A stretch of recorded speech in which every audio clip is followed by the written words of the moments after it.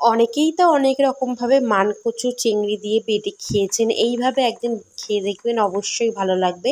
আমি প্রথমে কচুটাকে একটু গরম জলে ভাপিয়ে নিয়েছি। ভাপে নেওয়ার পর শিলে বেটে নিয়েছি। তারপর চিংড়িটাকেও বেটে নিয়েছি। শুকনো খোলায় একটা মশলা তৈরি করে নেব। এই যে সর্ষে আর জিরে, এটাই হচ্ছে আসল মশলা। এটা দিলে অসাধারণ লাগে। তারপরে কড়াইতে সরিষার তেল দিয়ে পেঁয়াজ বাটা, রসুন বাটা, কাঁচা লঙ্কা বাটা, তারপরে হলুদ গুঁড়ো, লবণ, শুকনো লঙ্কার গুঁড়ো দিয়ে ভালো করে মশলাটাকে কষে ওর মধ্যে চিংড়ি মাছটা দিয়ে দিয়েছি। চিংড়ি মাছটা দিয়েও খানিকক্ষণ নাড়াচাড়া করে তারপরে ওর মধ্যে কচুটা দিয়ে দিয়েছি। কচুটা আমি মিহি করে বাটিনি, আধ ছেঁচা করে বেটেছি, যাতে মুখে বাঁধলে খেতে অনেক ভালো লাগে। তারপরে ঢাকা দিয়ে দিয়ে রান্না করে নিয়েছি।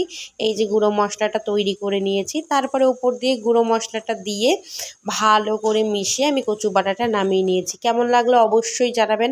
আর যারা চ্যানেলে নতুন, অবশ্যই সাবস্ক্রাইব করবেন।